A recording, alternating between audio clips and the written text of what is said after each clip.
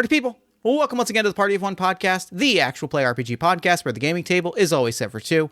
I'm your host as always, Jeff Stormer, and this week on the show, I am joined by Clickclacksnac for a game of You Know Me Still. Serenity is a cosplayer and TTRPG performer, DM for Tragedy of Theologian over on Total Party Kiss, and the DM for Mass Effect Mirage on Feywild and Out. You can find links to everything Faye's working on in the show notes or follow her on social at Clickclacksnac. You Know Me Still is a two-player tabletop role-playing game about characters who are now enemies but once loved each other and maybe still do.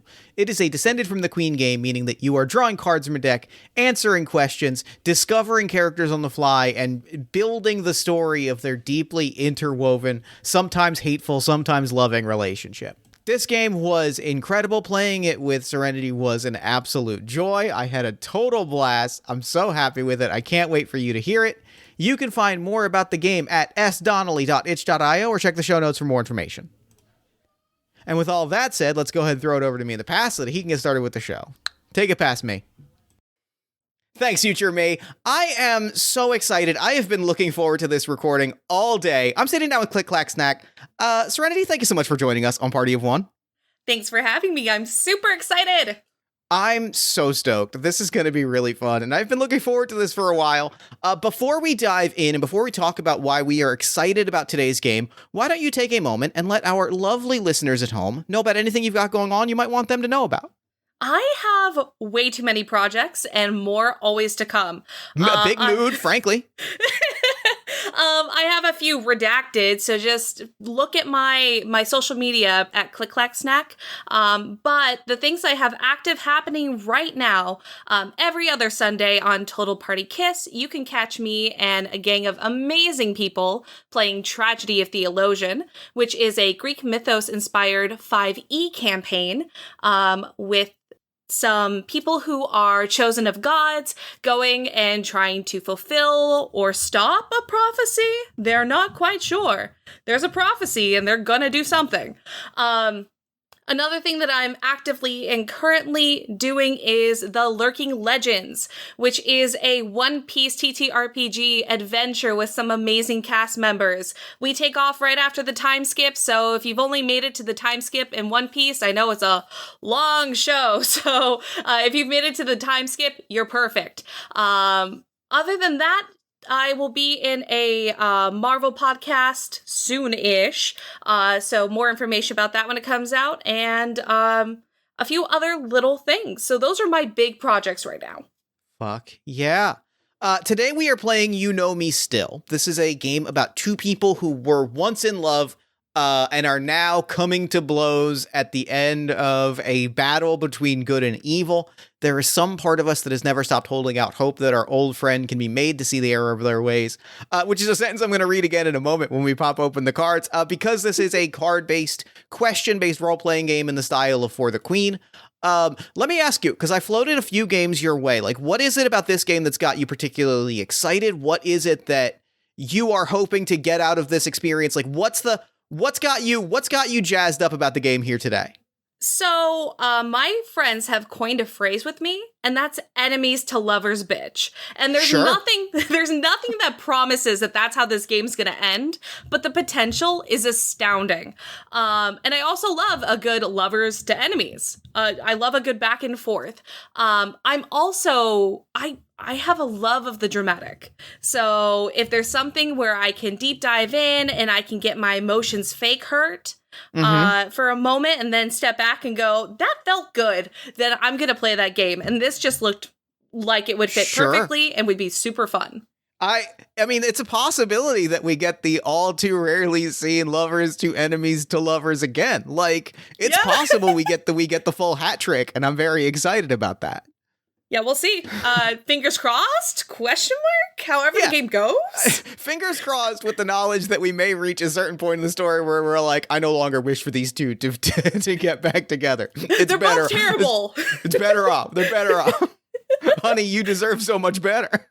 I'm so excited. Yeah, I personally, I adore, Descended from the Queen games are some of my favorite role-playing game experiences, period. Like, there is that pick up and play potential of, we're going to be prompted by the cards to answer a bunch of interesting questions, and we're going to watch a story take shape from there is so exciting to me. Like, it's so low effort sounds like there's a dismissive connotation, but like I genuinely adore the ability to like sit down, crack open, in this case, a virtual deck of cards via StorySynth, which is a virtual game platform for card-based role-playing games that is amazing. Shout out to Randy Lubin. I'm so excited, just like the ability to sit down with this deck of cards and be like, we're going to tell a really heartfelt and emotional story that like is really going to hit this beat is my everything. Like, this is my emotional games happy place is what this is at this moment. So, how this is going to work, like I said, we have a virtual tabletop in front of us. There is a blinking next card button. We are going to receive prompts on the cards. We're going to start with like the initial setting and rules stuff, cruise through safety materials, and then we will dive into the questions themselves. What we're going to do for the initial pre-setup phase is I'm going to read one card. I'll have you read the next, and we'll go back and forth, and this will ground us in both like the initial pitch and rules. And then as questions are posed to us, we'll talk through them freely. And then once we get into the meat of things, we will start to develop who our characters are. Wonderful. Sounds good. All right. I'm flipping the first card. The two of you were friends once. You loved each other once, but that was another time. Now you find yourselves on opposite sides of a conflict, a war between good and evil. Still, there is some part of you that's never stopped holding out hope your old friend can be made to see the error of their ways. The setting your conflict exists within might be almost anything. Sprawling fantasy kingdoms, high-tech cyberpunk cityscapes, the far reaches of outer space. You may want to take a moment now to discuss the broad strokes of setting and genre, but don't get too detailed yet. You will continue to build out the world around your characters as you play. So what are you feeling in terms of setting and genre? Like, what's the vibe as we sit down today? What's been on your mind? What's the media you've been taking in lately? Like, what's in your head as you start to think about like time and place and where we are? I don't know what it was about the main picture, but it gave me Alice in Wonderland vibes. Okay, sure. Interesting. Something maybe around that. That's super broad though. So like a crazy, it could be crazy. It could be just like the Card Kingdom. It could be really anything, but it just gave me like Alice in Wonderland. Such a good touchstone though. And it really wasn't what I was expecting, and I'm thrilled to kind of like prod at this a little bit, and we'll kind of start to like zero in on what we mean by that, but like I'm so excited. Great. Cool. Okay. I'm feeling the energy start to come in. We're going to decide how long we want the game to last. For a shorter game, we'll go to the menu and hit shuffle near middle. For a longer game, all right, and then I will in fact do exactly that. We will shuffle near the middle of the deck for a shorter game. All right. How to play. Players take turns going back and forth, asking and answering prompts. When it is your turn to ask, hit the next card button and read the prompt aloud. The other player then answers that question from their character's point of view. After that, you switch. They read the next card for you to answer. This may feel counterintuitive at first, but you're used to similar games having you read your own prompt, but once you've started it, it should flow pretty naturally. Continue taking turns like this until the ending card is reached. Okay, so I'm going to read a question, you're going to answer it as your character, and then you'll read me a question, I'll answer it as my character. That makes sense to me. Yes. Got it, okay. You may answer a prompt as simply or as elaborately as you wish. The other player can make suggestions or ask follow-up questions, and you can accept those suggestions or answer those questions to whatever extent you prefer. The two of you can even role-play a relevant scene together if that feels right for the story that you're telling. Both players share responsibility for following the rules and developing the story. While each of you will have a particular of the two main characters, that is you, within the context of the card prompts, you are telling this story together, and each have some ownership over all characters. To enjoy this game, listen to each other, knowing that the world is being built around you as you go. Be attentive to what the other player is saying, and then incorporate that into your own answers. Content collaboration. If a prompt comes up that you don't want to be included in your game, you can hit the X card by clicking the X card option in the menu, or otherwise indicating the prompt is being X carded. Proceed to the next prompt instead. I love that there's a little X card button. I'm so excited. I love that. I love this shit. This is my jam. I'm such a big safety tools person that I'm like, look at that X card. It's so easy to get. I just love anytime like a game platform, etc. like just fully leans into like we're going to make this technically as easy as possible. It's the greatest feeling in the world. You can also X-card prompts directed at the other player or any other material that arises during the game. The X-card removes content from the game and does not need to be explained or justified by the person using it. Love that. Alternatively, if you don't want to answer a prompt, but also don't want to click the X card, you can pass the question back to the other player saying, I'd like to hear your answer to this instead. You can X card or pass a prompt for any reason, whether that's because you're uncomfortable with the content it brings up, you don't find it interesting, or it just doesn't make sense with what you've already established. Ending the game. The ending card will ask you to decide, when the stakes are at their highest, do you choose one another, or do you stay true to everything that drove you apart? Answer this prompt together, and after that, the game is over. You've reached the end of the instructions! Hit the next card to begin the game! All right, well then I'm going to read you the first question, and we will kick things off from here. We've got a rough idea of an Alice in Wonderland aesthetic. We'll find out exactly what that means, but I'm going to flip this first card. Oh, what a good first question. Yes, good. Who or what was hurt the last time the two of us clashed directly? I love the idea that it wasn't either of us that got hurt, but someone that meant a lot to both of us.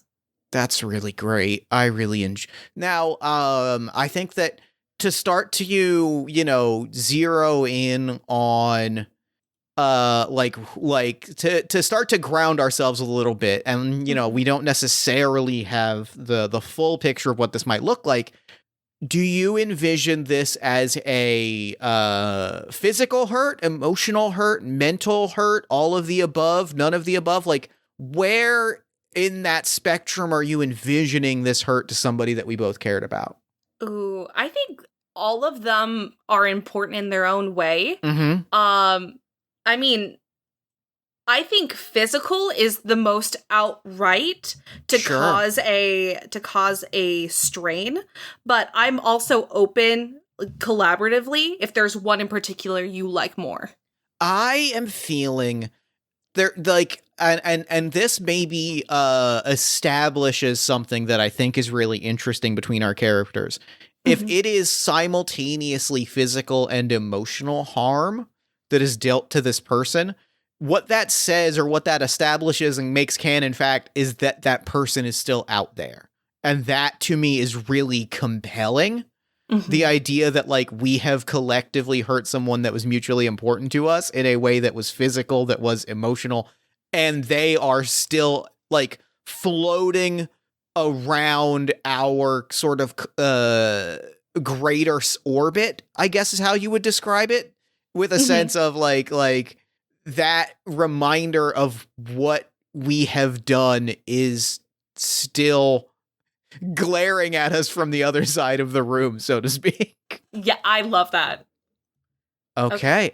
Give us the next card and ask the question. Who do you believe I now care about more than you? Oh, that's a good question. I think you care more about... I'm swinging big. Frankly, this early game is always a good place to just throw something in and go like, we'll see how this shakes out. You are more loyal to the Fae Queen than you are the people in your life. There was a time when we were loyal to each other. You have fallen in with the Fae, with the Fae Queen in her court, and at least as I perceive it, you have abandoned everyone else in your life in favor of this cause that you see as righteous. I love that. Swinging big for those Alice in Wonderland vibes in an unexpected way. I'm feeling very excited. Yes. Someone else who knew both of us during our time together recently great timing. Yeah. Someone who knew both of us during our time together recently resurfaced. Who were they to us, and what do you tell them of everything that's happened since? Okay. Stick with me. Mm-hmm. So, we're bringing royalty Love when an into answer this. starts with "stick with me," frankly. Okay. So, we're bringing a lot of royalty into this. Sure, yeah. What if this was, we're somewhere in the royal something, in a court of some form. Yeah. And this was our mentor. That's so good. Yeah, a mentor is great. Someone who brought us together, but was also important to both of us, separately, collaboratively. And what do you tell them of everything that's happened since? I'm gonna play the card of, I don't say a damn thing. Good card play. Love that. Really, really love that. All right, give us the next question. What did you tell me recently that I didn't believe? Really? These questions are shout out to this game, because the questions every single time I just kind of sit back and go, oh shit. What did you tell me that I didn't believe? Or what did I tell you that you didn't believe? Mm-hmm. So, hearing when you said we were both kind of floating around sort of royal courts, another image popped in my head, and I'm gonna lean hard into it. I swore to you on my name, on my sword, on my family's honor, that the Court of Owls could be dealt with. The Court of Owls could be reasoned with. They could be talked down from their position of war. Oh, can I ask a not counter question, but like an expanding question? Yeah. What's the relationship of the Fae Queen to the owl? I think what immediately stands out to me is like, I'm not sure why just yet, but like, it says to me, if I was saying this to you, that those are possibly two of many. Like, we haven't gotten that far yet, and I'm not closing the door on there being additional armies in this conflict. Mm-hmm. But this is a clashing of royal courts situation, and these are two opposing court armies, factions within a larger metaphysical conflict. I haven't decided my allegiance yet, but I am advocating that the Court of Owls can be talked down. And as I see it, I don't feel like we know enough about our characters yet to know like how true this is. I see that as you sided so thoroughly with the Fae Queen that, well, then what happens will happen. Ooh. Oh, I like that. And I'm specifically leaving the door open because the idea that there may be other courts is extremely cool and exciting to me. Yes. Okay. What did you do recently that you regret? Oh gosh. I think the Fae Queen asked me for information.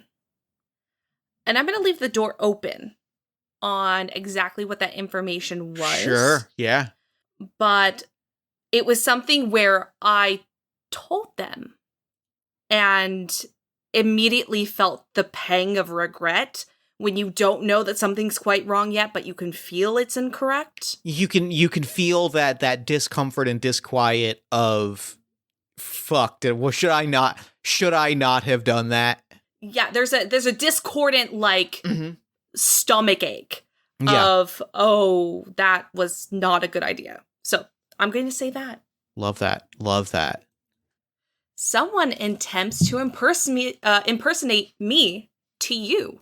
What tips you off that it isn't me? First off, great, like, just great plot development that there are people impersonating us. I love that. I need to shout. Great. Just shouting that out as an immediate, like, fuck yeah, love that. There's a meme that has been going around lately that has been like in my head, and it's like a really wonderful, it's like a great thriller intrigue moment that like stands out to me in this. The meme is it's a one-shot meme of the scene from Inglourious Bastards where Michael Fassbender is undercover and he throws the wrong 3. He counts with his pointer finger instead of his thumb. Yeah. And like that scene is so good. The moment that he throws that, they get the shot of his like counterpart with just the look in her eyes of like, you just killed all of us. You fucking, like, it's such a good moment, and like I think it is something to that effect. Quick safety check-in, content around like mild reference to alcohol. How are we feeling? Feeling great. Let's go. Okay, you drink like this person drank the wrong, not just the wrong like kind of wine, like it wasn't like asked for white and red, it was like the wrong kind of red wine. Like it was they asked for the wrong varietal or something. Like it was so small and subtle a detail. Like they wanted something that was very, you know, bold and tanniny, when really like I know you better to know that you like something with a little bit of sweetness and a little bit of like fizz to it. Like it was something so small where like if you were given the option, you wouldn't have made that choice. And like what I like about, and what like, that's such a small moment and it's such an intimate moment that there's almost a sense of like the turmoil of, do you confront this person at that time or do you leverage that knowledge as the interaction goes on? Ooh. It's a sense of like, it's that moment of like, I see this, and it's so small that there's no way that you know that that fake you, that you in quotation marks, knows that I saw that, because it is a blink and you miss it type arrangement.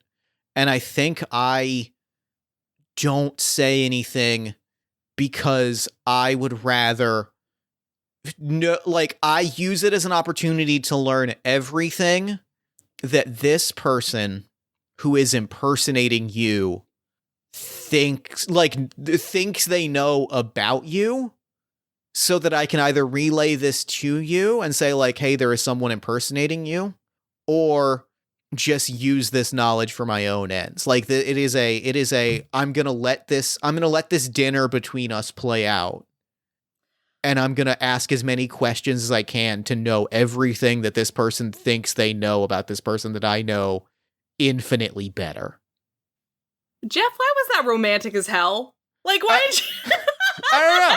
It was so good. No, it's perfect. It's so good. But I was sitting there like, you don't drink that kind of wine. And I'm like, yeah, no, they don't. Get them.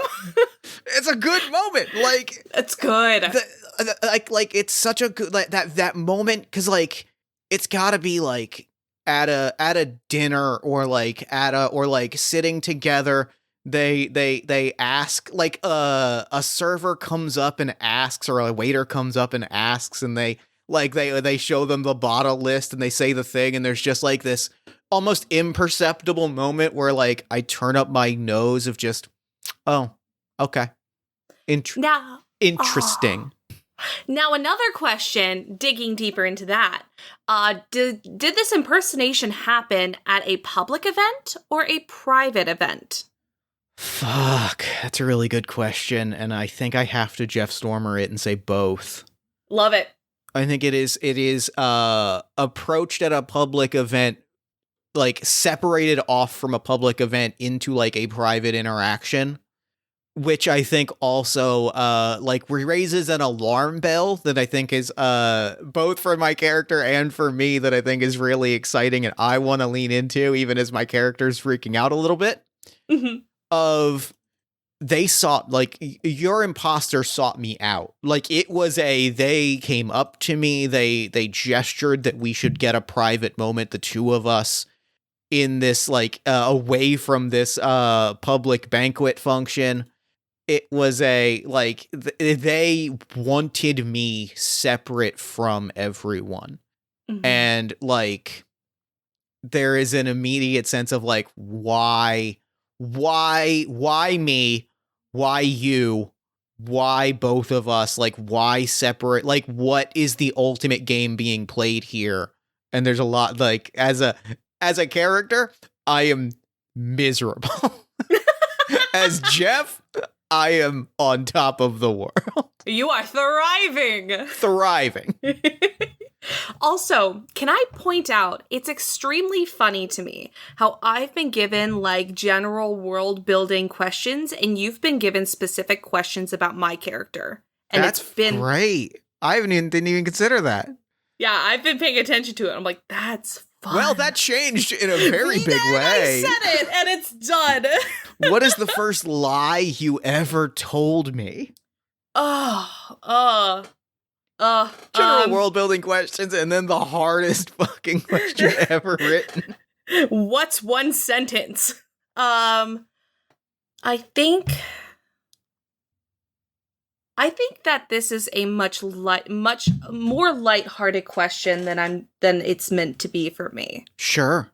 Because I thoroughly enjoy the idea that whatever type of relationship they had some form of playfulness to it. Yeah. It wasn't just professional. There was, of course, the mentorship and whatever duties we had.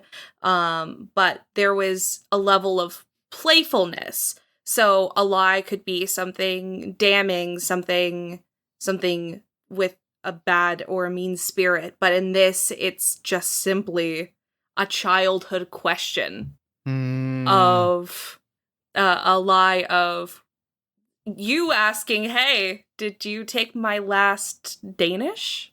And me just going, no. I love that answer so much. And like, if I can build on that or throw out a suggestion and get your thoughts on it. Yes.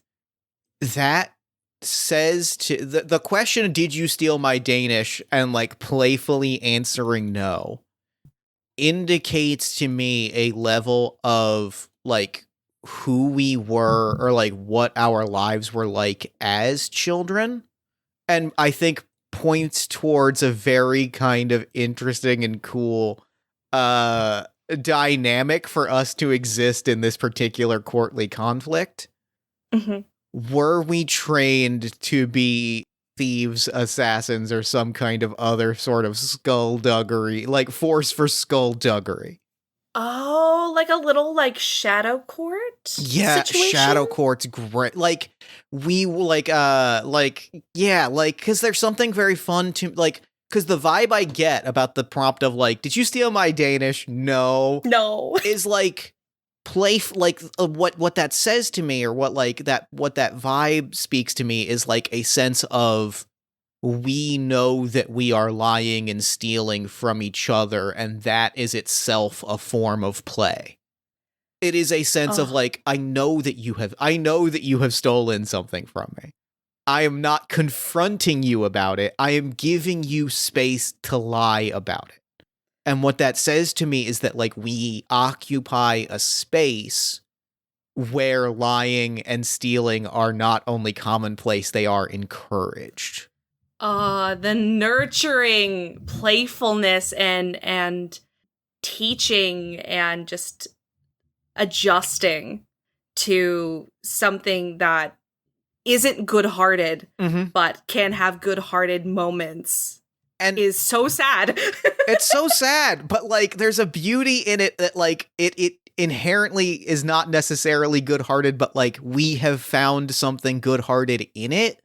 Like the fact that like we turned this into play, and like our like it there's a version where it stays between us as like merry pranks, and the fact that it doesn't is like the fact that like in our journey, and it points towards that experience, that merry prank turning into the cruel-hearted version of the things that we were taught, and in some ways us embracing the roles that were cast for us is fascinating and tragic and beautiful all at the same time. Yeah, I love it. I'm all for that. All right, next question. You were the one who left me. When and how did it happen? Shortly after, we know that it happened after we hurt our mentor. We faked our mentor's death. We burn notice burned our mentor collectively between the two of us. We, in some ways, it was the ultimate demonstration of that we had learned everything that there was to learn in the Shadow Court, was that we were able to execute this type of thing on the person that taught us to be thieves and criminals. We framed their death so that they were forced to flee into the night. And the night that it happened, there was an argument between us. And the realization that prompted me to leave was that I was overjoyed. Less so at the target. Like, I wasn't thrilled that we did this to a person that taught us and raised us and like filled an important role in our lives, but that we pulled it off was so important to me that there came a moment that I realized I have to leave. I have to, like, I made a choice of this life, and whether or not you chose the same life, I took that as a sign that I had to leave and isolate myself, because I got too much joy and fulfillment from the morbid, sinister, manipulative, orchestrated thing that we pulled off.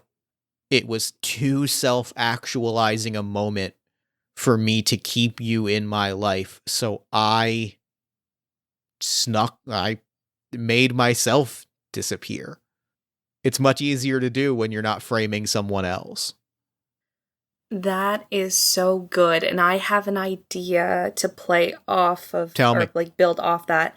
So the way you described that gave me the idea of how possibly our relationship was as we were raised. Yeah. Especially with the last prompt as well. It felt very, my character may have not been like a golden child, but someone who could adapt and get things fairly quickly. Mm-hmm. And maybe your character had struggled a little bit more overall, but you took harder to learning, while my character was far more reliant on talent. Sure. And overall, when this occurred, it was your knowledge, your studies that got us out of this. And you were the successful key. And like, what to build on that, because it's wonderful. Like, hearing you say that, something popped into my head of something that I want to posit. Now we're really getting, like, this is the question where I'm really getting like a crystal clear picture of who who I am, like who this character is. Ooh. What that kind of says to me is that, like, if I am throwing myself with effort into these studies, into this skill set, into this lifestyle, there is a kind of embrace of moral compromise that comes with that. If you are able to effortlessly, like, pick a pocket, I almost think, and tell me what you think about this, like, it almost says to me that there is a kind of freedom to not necessarily have to think that much about it. Mm-hmm. Like, it's like well, if I can just pick something out of a pocket, then I can just pick something out of a pocket. If I am like, I have to force myself to be good at this, there's a kind of like dragging myself through a muck of understanding all of the implications. And so, like, it adds an element to me going like, I gotta leave because I now feel actualized in doing this, and I am going to do things that are worse.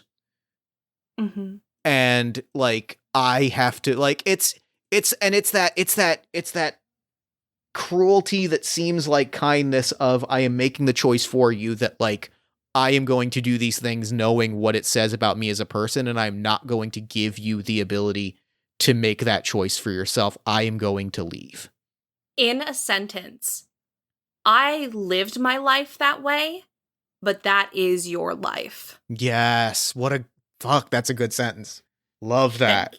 Very good. Okay. Okay. Who that you care about did I recently hurt? Oh, can I ask you a question first before Please. I answer Yeah, this? yeah, of course. Okay. Your character has made the decision to break away from my character due to the weight of their actions. Yeah. However, it's fairly obvious as we're continuing to talk that there are still positive emotions emitted both ways. Yeah. Because it's not something, it's a contactless betrayal versus a hardened done wrong. Yeah. How does your character, now that you've established that you will do dirty things and bad things because that's what you have grown to be, how does your character feel about my character not moving forward in the similar direction and making connections a different way? That's such a good question.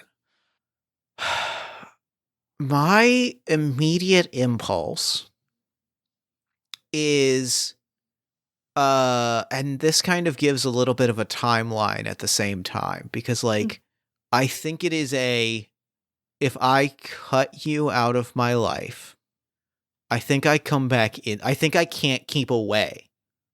I think like it is one of those, and I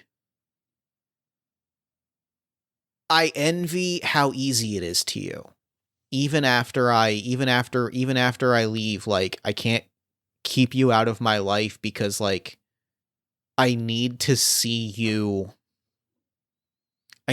how you navigate this world, because how you navigate this world is almost inspiring to me. It is a sense of it tells me that, like, as much as I embrace this decision that I made, I need to be reminded that it's not the only possible decision. And like, finding you at different points in our lives is a way for me to just like see that you're still out there and thriving. And like, that sense of it affirms to me that I was like, it affirms to me that I was right in not dragging you down, but it also, tells me that it's possible for there to be something other than the choices that I've made. And I think those are both very important to my character. Okay, you have full 100% right to veto this. Yeah, please. But based off of the way that you told me that, you always have an open door for my character. I'm a safety net, Sure. basically. Love that. However, what if the safety net was no longer an option and this character created not created the same bond, but a similar bond with someone else, Yeah. to where the chance of you being able to bounce back into safety is negated. Serenity, I love that so much. And like, what to build on that, like what that hits for me, because like that kind of tells me a little bit about, like, if I can posit this, because like what I'm hearing from you saying that like, if you are my safety net, what I maybe want to posit, and again, feel free to veto this, like what I almost get from that is that like I am danger to your character. You know what I mean? I really like it. I really like this. That idea of like, I fuck, like I am your I'm your ex that bailed in the middle of the night, but when I show up, I've got a cool tattoo and a face scar, and it's like, well, I mean, I can't say it's not exciting. Oh my gosh. Okay. Just a quick safety check for you, because this is leading somewhere that is a bit, not possessive, possibly, but like emotionally kind of entrapment. I'm good. I want to make sure you're feeling okay. Love it. On board, 100%. Cool. Let's go. I'm gonna say this person, is a part of the Fae court. Love that. And it's someone where I think the relationship is new. I'm going to say it's only a friendship at this extent. Sure. But it's something where there are small things to where if your character saw it, like small gestures, or like the like certain kinds of laughs, and like things that were happening, things that were between two people who really trusted and knew one another, and those lines, like from introvert to extrovert kind of thing, where those weren't open to other people other than the person that you were comfortable with, those things are opening up and becoming more and more relevant with people who aren't your character. And I think it's just a situation where everything fell into place at the wrong time. And to really turn this knife, I think like what hits for me is you said that this was a person that we both had that kind of connection to.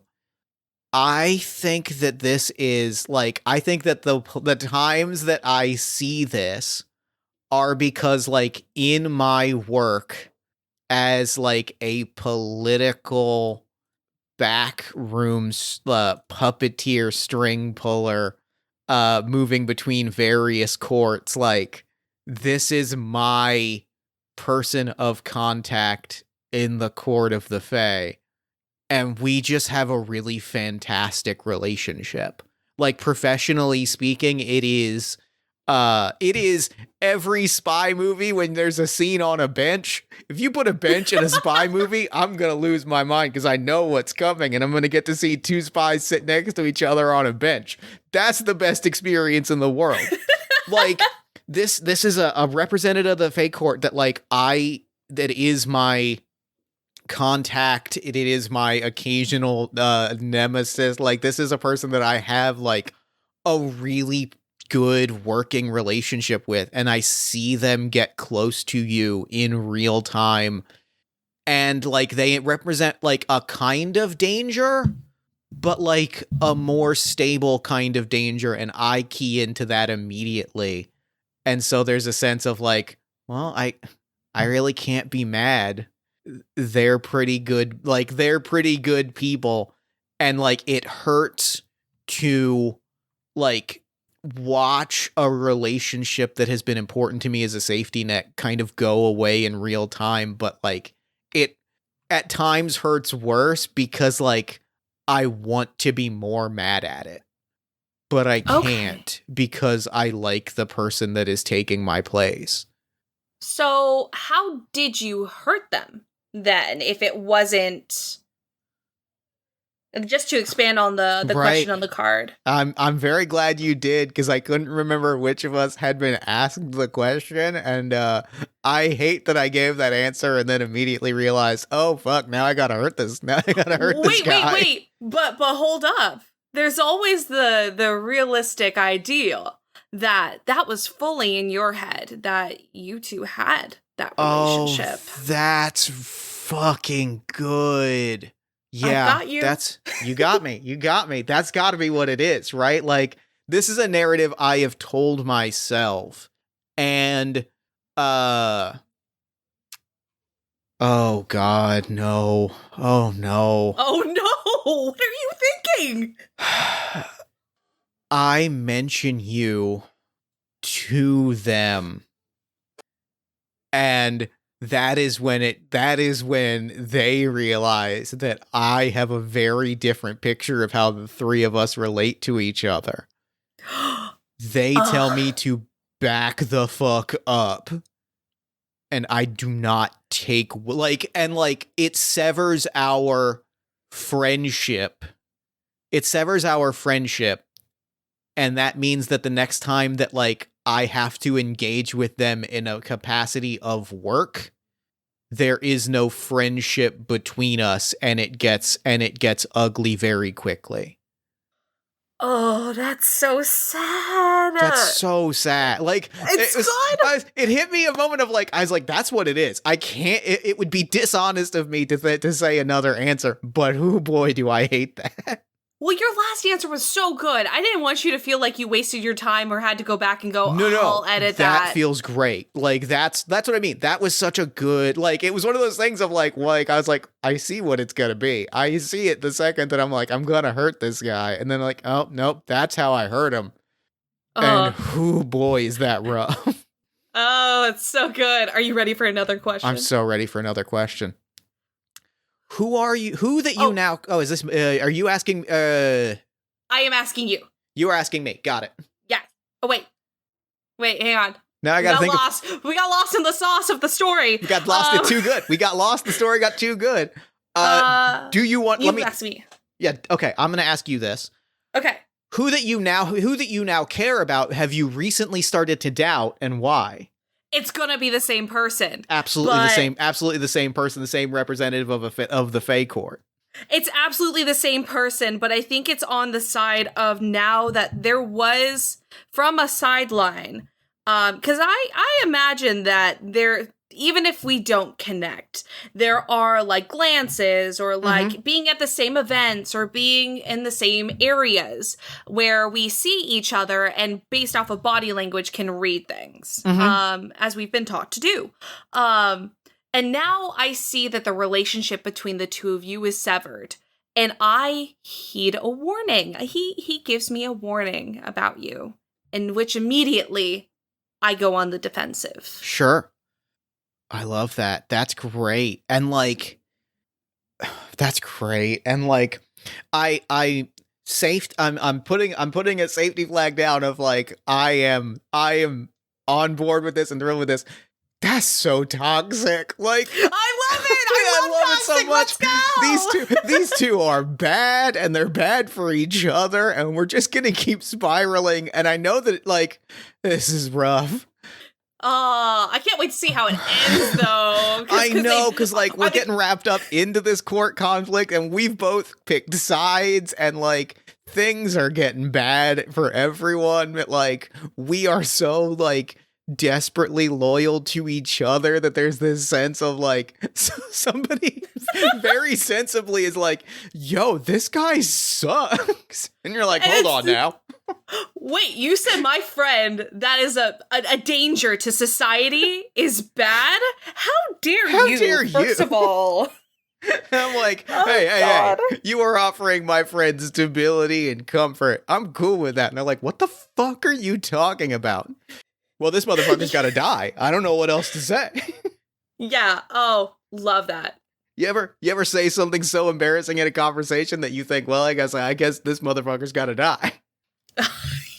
Yeah, it's this guy, this Fae guy. We should make a name for Fae guy. Fae guy's name is so what I googled was what the birthstone for July is, and also I googled gemstone of the day, a gemstone associated with a day of the week. Ruby Moonstone is a good name. Ruby Moonstone is a name I wish that I had thought of for like a drag persona. Yeah. Like that's phenomenal. I love Ruby Moonstone. Ruby Moons, and like what a good agent of the Fae Court truly is Ruby Moonstone. Oh, so good. Now here's a fun next question that may or may not be about Ruby Moonstone. Yeah. Who did you recently stop from hurting me and how? I'm gonna go so much bigger than Ruby here. I'm excited. You're alive now. And flashing forward to our final conversation before our final confrontation, I know that the Court of Owls can be talked down. I know that their court can be talked down. I know this because I was brought in as a consultant to figure out how to cover up your murder. And I got them to back, and I got them to abandon that, like, to call off the operation. Like, I know, and I can't say that to you, because that is such a heavy and horrifying thing to tell someone, that, like, they were so close to... They were so like that tell someone they were so close to being targeted in that way. Like I can't tell you that, but I can tell you with certainty that if you give me an opportunity, I can back down. Like, I can get the Court of Owls to back down. They listen to me. I have an in with them, and I can't tell you what it is, but I can tell you that Screech Snowcap backed off. I talked to Snowcap, and Snowcap agreed to walk away. I can do that again if you just give me a chance, and I can't tell you why, because it would because it would disrupt, like, it would cost us both too much if you knew.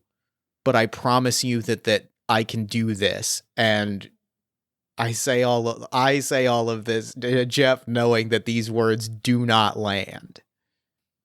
And maybe if I had actually, maybe if my character had said what they knew, they would have landed. But they hold back the wrong information. But the answer is I've stopped the Court of Owls from hurting you. Oh, and we have just established the fact that it's the Court of Owls versus the Fae Court, and the Shadow Court is this weird third-party mercenary group. Consultants for criminal acts on both sides. When you want something done, you go to the Shadow Court. Oh, and we're both working criminal espionage for each court. And that makes so much sense with how, like, owls are so intelligent and, like, forward thinking, while my character, like, and that fits your character perfectly, while my character's a lot more free, which is more how a Fae would react to most situations. Oh, it's like the story writes itself. We're hit. It's all falling into place. It's all falling into place. What lie have you recently told someone close to you? I think to play off of this is after the conversation about the Owl Court. And this is... I'm also going to center back. This is after... So after the Owl Court, and after telling the Fae Queen something that I shouldn't have said, which now at this point, I believe it has to do with you. And it was information on possibly how to get you to spill your secrets, which is why one of the Fae impersonated me to gain information from you, but didn't realize that you would recognize such a small mistake like a hearty red versus a bubbly drink. Can I throw something that has emerged out that's like the hearing you say that puts something into perspective? Yeah, go for it. I'm really high up in the Shadow Court at this point. Oh, yeah, I would say that you've worked harder than I ever did, that you earned that spot. I have information that can make and unmake kingdoms. Okay, yeah. Continue. That detail popped into my head, and I needed it said just to hold on to it. No, I love that, and I love the idea of someone who put in the hard work and was molded by the idea of what the Shadow Court was, succeeded, while the one that they thought was going to easily succeed is having doubts. And is, I wouldn't say low in tier at all of the court, but not nearly as high. But moving forward from that, after that information, which did garner some information that you so carefully placed about the Owl Court that may or may not be true. I think the lie that I tell the Fae Queen is something she begins to question and ask and talk and berate about the fact of what her spy came up with, what the relationship between the two of us seemed. And to swear my loyalty, she had to ask me, do you care about them anymore? Do you feel anything other than hate for them? And I had to lie and say, no. That's so good. Fuck. Okay. Great. I'm so, yeah, great. Love it. Fantastic. Ah! All right. Give us the next question. Okay. Okay. What? Ooh. Okay, sorry. No, this is good. We're getting so deep into it now that I'm like, lore, give me the lore. What name or term do I call you that no one else does? You? I'm throwing in the largest pitch that I can throw. A phrase popped into my head, and I was like, this feels like a lot. I'm gonna hold it back, but I'm throwing it in now. Throw it at me. I'm not high up in the Shadow Court. I am the Shadow Court. Every other person in all of the other courts knows the Shadow Court. And whether or not anyone has pieced it together, they have spoken to me in different makeup, different faces, different voices. I am the Shadow Court. I am what is left of this operation. Anyone else who is a part of this organization does so because I have enlisted them for one specific purpose. I am this court. I took it from our mentor. You are the only person that knows me by my actual name of Gloom. And now I have to ask, what is my purpose now that you've kept me on the Shadow Court? Your purpose? I think there is a period. We come up together. We are in love. Our mentor does something that we collectively decide cannot be abided. I organize a plan to present it to the world that he is exposed and killed. so to speak, in an act of mercy, and we can decide the question of who made the call to show mercy is on the table. I don't want to, I'm not prepared to, I'm not going to give the answer to that. I want us both to sit with that question. Yep. In an act of mercy, he was allowed to live and he fucked off. And the Shadow Court was allowed to exist. Like the Shadow Court was there for the taking, and I left in part because I said, someone's going to take this. I am comfortable being the person that does the things that would involve taking control of the Shadow Court. When we re-enter each other's lives, I think it is an older, slightly darker iteration on that same play that like occupied our youth and our initial relationship and the love that we have for each other, where it is, I can ask you to steal something. And one of the things I admire about you is that I will watch you steal that thing and not not second guess. I can come to you with a smile and say, "Did you steal my Danish?" And you'll just say, "Of course not." And I'll know that you took it, but like I can tell how much fun you had stealing that Danish. When we're older and when the world has done to us what time does, I can come to you and say, I need a single pearl off of the necklace of the Queen of the Fae Court. And chances are pretty good a pearl from the necklace of the Queen of the Fae Court is going to end up in my possession. And the thing that makes me fall in love with you again and again is that, like, after it happens, I'm going to see a smile on your face. And I am the one burdened with that weight.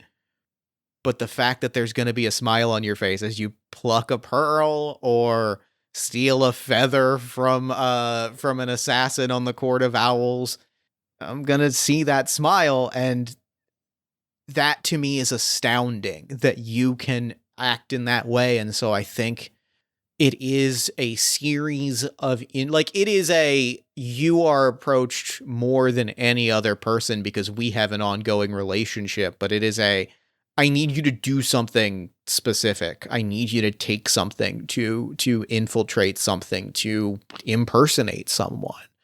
And like, it is always tied to the same sense of we are engaging in play together by way of I am asking you to do something that violates a norm, and I'm not giving and you are not asking for the context as to why that is happening. How does all of that feel? It feels so good. No, that's so good. I also love the idea that there's a portion of my work that has absolutely nothing to do with anything. Yeah. And the only, like, it brings you joy just to go, I wonder if she can do it. That's great. That's fantastic. Like, it is a sense of, like, there are times where I'm just like, and like, that's the safety. We talked about the safety net. That's the safety net. It's that, like, it's a little bit of obfuscation of like, I keep this away from, like, I'm doing this so that, like, if you were to stumble across information, you'd find out like, oh yeah, he didn't need that at all. That was nothing. But also it's a sense of like, I can do this, like, this, not everything is tied to the work of the Shadow Court. Sometimes you can still live a life that is like enjoyable. Yeah, and to counterplay off that, if I can. Please, yeah. As being the head of the Shadow Court. Because I feel like there's this fun, like, still playful, like, but it's a distant playful we have now, where we don't actually talk face to face and do this. It's, I need you to do this, leave it here, or like, do this task for me, and then you see me for a minute. Like, it's not long term. It's not conversational. However, I do feel like there are times where Gloom would absolutely notice that everything in the room, in his chambers, is moved 1 inch to the left, or Oh, Something, absolutely. or photos have been switched out. Nothing facetious and nothing malicious, just playful as a reminder. More so like she's making sure he knows Mm-hmm. that she's there in a safety check on this. If you don't feel good, you Yep. can veto it, but almost in a sense of desperation, Sure. of consistency, and also the idea that she thinks that she might be able to fix what has gone wrong, but she doesn't understand the weight of everything on Gloom's shoulders. I love that. I adore that. That's incredible. And the like there is this cuz like what that is to me that is so compelling is it is this very weird, very kind of beautiful and strange sort of like, for lack of a better way to put it, it's this very strange hookup dynamic of like we Yeah. show up, we just do some weird spy shit to the other person, and we just both go, okay, that was nice. And like it's this weird, like in between all of the weird heavy things that we're doing, it's these little moments of like emotional play with each other that is like grounding us in this sense. And the idea that like what that tells me, like or like going ahead again to the moment that like it falls apart for us, that like it's the one moment where that play falls apart that pushes us to blows is heartbreaking. Yeah. All right, next Yeah. question. Okay. What did you most admire about me? Did you think it's still true, or was it ever? Oh, Good. that is a good question. For Gloom, like that, what she feels most about Gloom, watching him growing up with him, seeing him falter and fall, and probably in some aspects make a complete fool of himself, to create this, to perfect what he is, when to her it came so naturally. But to her, she didn't see her gift really as just like a natural gift. It was just breathing. It was being. But to him, who didn't have it naturally occurring, the fact that he continued to work hard and the fact that he continued to bite back, probably because I can't say she probably didn't pick on him and overly, like pickpocket and steal things from him until he could do it back. Yeah. Or to counter it. Almost helping build his perfection of his craft. So admiring so was his dedication and just this loving sense to prove her wrong.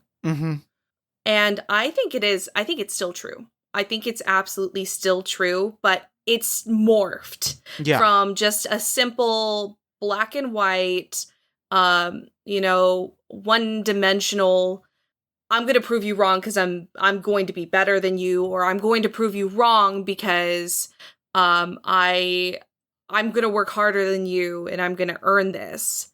It's now become where he switched back to now his dedication.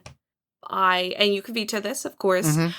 His dedication, now that he's achieved the highest rank, and he's better than her. He's done everything that he's wanted to achieve, but now maybe it's an odd sense of bringing her to his level, or maybe just to keep her stimulated mentally when she doesn't care about rank or care about being at his level. And what that says to me that I think is beautiful and sad is like, it's the sense of like, you got everything you wanted, now what, right? Like it is the sense of like, I achieved the goals that I set out for myself. I did what I thought I needed to do. I became the person that I thought I needed to be. And now like, it's that Gloom is now at a point where he's looked at his life and he sees this person that he's loved at so many points in his life, and like it's almost a sense of like desperately trying to undo the fact that he left to take control of the Shadow Court all those years earlier, because like we could have had a life that was almost like playful, that like it's a sense of like we could have had things almost good and we can't go back now. Mm-hmm. Yeah. I also like the idea of maybe the fact that he doesn't feel stimulated anymore. Yeah. He doesn't feel like he's gotten there and he's like, there's nowhere else to go. There's no one above me anymore. So maybe there's a slight need for like a desperation from him. Yeah. To bring her up to his level, because if she worked hard, if she did everything he did, there's a high chance she could be above him. Yeah. And would give him a reason to have to work hard again. But she doesn't give that to him. I love that. I adore it. All right. All right. I'm thinking, let me look at time. I'm going to say, if the question doesn't come up in like 2 or 3 questions, we'll pull the last card, but continue. Sounds good. When and where did you last feel like you belonged? What a good question. Yes. Genuinely, the last place that I felt like I belonged was bringing in another court, in part because I thought of a concept of a court that I just think is too neat to just not be like there's other factions floating around, and this is just a fun sounding phrase. There was a moment where I was approached, where the Shadow Court was contacted by the Fibonacci Council. Oh. And Mr. 55 called to the Shadow Court, and the Shadow Court answered. And it's not in the doing of the deed where I felt like I belonged. It is not in the actual execution of the sinister thing that I care about. It was in the moment where I saw in someone's eyes that I was the most powerful and terrifying being in the world. It's in that moment. It's in the moment where I am not gloom, I am something greater. Is the only moment left where I really feel like I am something, I am where I belong. And that is being something larger than myself. That is a powerful feeling. And yet, the second we get into the work, the second that I sign the contract, and the second that they pledge away redacted, it becomes a job. I stop feeling like the feeling sneaks in that I'm not here because I'm supposed to be here. I'm here because I forced myself to be here. Anybody that made the kind of moral compromises that I have made would be in the same spot. It is that sense of like, I did have to work to get to this place. I did have to reform myself into, I turned myself into the Shadow Court. And like, when I am working, there is the creeping fear of, could anyone have done that? Maybe. That's so good. What victory did your side of the conflict recently win, and how did you celebrate it?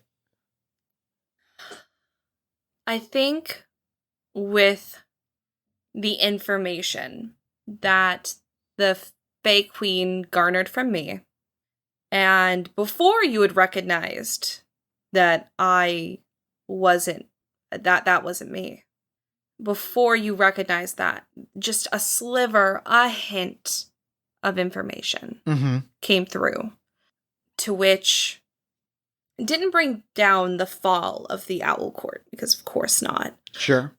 But young Snowcap, the son of Screech Snowcap, is mysteriously gone. Fuck. Great. And led to the disappearance of a high-ranking member's, I'm not going to say child, I'm going to say young adult. Yeah. Ish. But young, the youngest. And there's the entire court does celebrate. And the way that they do celebrate, which is, I imagine, and of course safety check. We did alcohol before, but drug use. I'm cool with it. Okay. To bring back Alice in Wonderland, hookahs. Yeah. Mushrooms. The things that bring upon joy in the short term to the Fae, which is how they run things, which is short-term happiness. But to her, there's no celebration. There's a conflict of not feeling bad about Snowcap being missing, but a conflict of the fact that she betrayed the trust of the person she cares about the most in the world, which is her job, which she should be doing. It would most likely be something that Gloom wouldn't think poorly upon her for. Yeah. Professionally. But internally, she's struggling. And she doesn't celebrate. The act in itself, like her name, is sublime. Yeah. And I think, like, thinking about the other answers, the other everything else that we've said, like, Gloom shouldn't be bothered by the fact that she made that decision, that she did the job. She defaulted to the job. Frankly, Gloom should be thrilled about that. But the fact that maybe it's partially that Gloom let something slip and that he's beating himself up for that. Maybe it's partially that he tried to resolve this bloodlessly and wasn't given the possibility, but like there is a pain that comes with it. And I think it goes back to that first question, and it both goes back to that first question of like, well, she's sided with the Fae Court. Like, she is no longer a trusted ally to the Shadow Court. And I think also there's a rhyme to it of it's exactly what happened with Ruby. When it came down to it, loyalty defaulted to the Fae Court, and that means that work becomes work. And I can't hold that space for her in the way that I had in the past. And with that, we have drawn the last card. The moment is here. The stakes are at their highest. Do we choose one another, or do we stay true to everything that drove us apart? Oh. I have a vote. Give me your vote. From everything that this has been leading to, this is a highly toxic back and forth and leeching situation. Setting the stage, like the youngest Snowcap, the youngest, has been disappeared. An olive branch from a consultant to the Court of Owls has been denied. There is a war in the shadows coming between the Fae Court and the Court of Owls. And we are making the decision of do we choose each other or choose the conflict in that moment? I have an idea of exactly what Sublime would offer, but I would like to leave the final choice to Gloom. Okay. Side note, I pumped my fist. It's not where I got the hearing Sublime pumped my fist. I needed that stated. This entire time, like, you know, there's so many like gifs of just like hands like prayer cupped over the mouth and like leaning back in chairs. That's been me this entire time. If this wasn't a podcast and you put pictures, I'd be like, post them. Same. I mean, anyway, what is Sublime doing here? So, in the final moments of feeling this, knowing internally that the Fey Court knows it's time to strike, or knows a strike will be coming, Sublime retreats back to their home, which is primarily Gloom's home. And will, instead of sneaking around to leave small hints, will face him and give a final option. She'll tell him, the world is bad. We haven't done anything to make it better. But I know I did wrong. And wrong to evil, wrong to bad, it feels substantially worse than what you would think it would. I know that you have everything, that you are everything. And I can admit to you that you are that way to me as well. Let's pull off one more act. You and me, we can fake our death and leave the court to someone else. Maybe our lives can be normal, as normal as it can be. Or maybe we just go back to what we're doing, but we can do it together.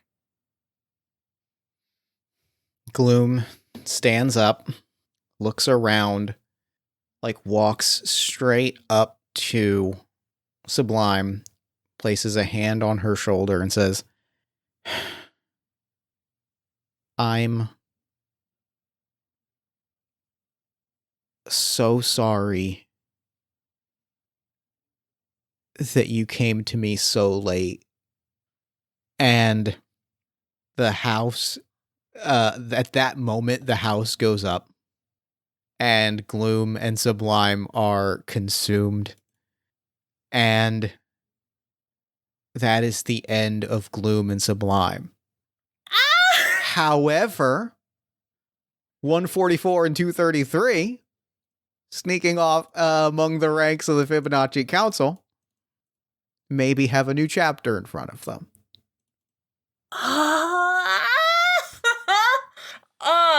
Jeff, the fact that I was going to cry, the fact that I was going to go, no! If this story can't end in a fake out, oh my god, they killed each other. Oh no, they faked like that. I think that had to be like I was like I can't. I like as I was hearing that I was like, the answer's got to be yes. It's got to be an unquestioned yes. But I need that misdirect. Yeah, no, and it's good. My eyes began to water and went, no, not my babies I've known for 1 hour. We've known these people for I love games. This is the magic of Party of One, is that like we have known these characters for an hour and they are everything to me. Yeah, no, these are very important people. Expect whenever this episode comes out, a very poor drawing from me. I'm so excited to this. Gloom. You have to send me info of how Gloom looks. I will think on this specifically. And that is game. Thank you so much for playing this with me. What was your favorite moment from play? Oh, I think it was the part where this turned really toxic. Mm-hmm. Sure. Like I think that was my favorite because we had this unsure like idea of why they would be enemies in the first place, and then it just became this seesaw of dependency, and I went, my dramas. This is better than Grey's Anatomy. Let's go, give it to me. Like, and I think that was my favorite part because I think And people listening will probably hear it too, but I heard you let go. Yeah. I heard you fully Once go into the story. Once we found the characters, then it's like, and there's always that moment when you're like in a Descended from the Queen game, because all of the questions are just like building and leading, and like, do you have that moment every time I've played a Descended from the Queen game? I have that moment of, oh, I see who we are now. Like they come into focus, and that moment is like, that to me is it. You're exactly right. That's the moment where you just let go and you're like, I don't have to steer anymore. Like it has been put in front of me and I understand it now. And it's magic. I adored the moment where we spent so long building the character of Ruby Moonstone and like what they meant to us and like what his role was in each of our lives. And then quite like finishing that thought and going like, okay, cool. And then you going, so how do you hurt him? And going, oh no, right, the game and the question. Oh God, no. Oh, it was more of a question of how do I hurt Jeff in this moment? It hurt so bad, and I'm so grateful for it because it was magic. It was awful and perfect. Oh, it was phenomenal. Well, thank you so much for playing this with me. This was fuck. All I can say is fuck. This was great. Real quick before we wrap up, where can people find you and your work online? Sure. So I am all over TikTok. I'm on Twitter, Instagram as Clickclacksnac. Like the sound that a dice roll makes, and snack because I'm cute, like a snack. So that's fine. But you can find me all over as Clickclacksnac. I have a lot of actual plays on my link tree, so you can just jump in. Once this comes out, there will be a direct link where you can listen to it again, because you should, because it's fantastic. And all my little projects, I like to go to conventions, I do cosplay. You can find what I'm doing there. Hell yeah. Well, thank you again for this. This was fucking magical. And for now, I'm going to throw it over to me in the future so that he can wrap up with the show. Take a future me. Thanks, past me. And thanks again to Serenity for coming on the show. I have been beaming about that game ever since we played it. Sometimes you just get into the rhythm and it just clicks. It just hits. You find the magic, you find the sweet spot, and you just go. And that game was an absolute treasure. It was a joy. I could not be happier with it. Be sure to check the show notes for links to everything that Clickclacksnac is working on. Be sure to pick up your own copy of You Know Me Still at sdonnelly.itch.io. And be sure to follow Serenity on social media at Clickclacksnac. You can also find us on pretty much whichever social media you prefer at Party of One Pod or Jeff Stormer, depending. And if you enjoy the show and you want to support it, there's a lot of different ways you can do that. Subscribe to our newsletter at buttondown.email/partyofonepodcast. And join our Discord community at bit.ly/partyofonediscord. You can support us financially at patreon.com/JeffStormer or Ko-fi.com/JeffStormer. You can give us a nice iTunes review, shout us out to a friend, give us some love on social media. You can buy some Party of One merch at bit.ly/partyofonemerch. Or if you're looking for more great podcast content, you can check out All My Fantasy Children, which is a character creation, storytelling, and world building podcast that I make with my best friend in the world, Aaron Catano Saez. We take a listener submitted prompt and spin it into an original fantasy character, populating a shared universe one story at a time. You can also check out Yazeba's Bed and Breakfast, which is an actual play about a heartless witch, a cozy house, and the many people making their homes inside.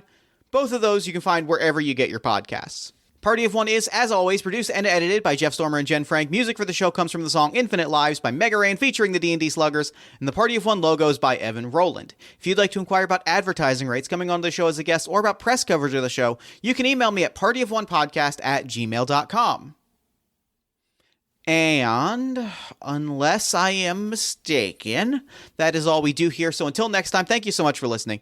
Remember to fight the forces of fascism every single day. Remember that self-love and self-care are radical and defiant acts of resistance. And as always, party on, everybody.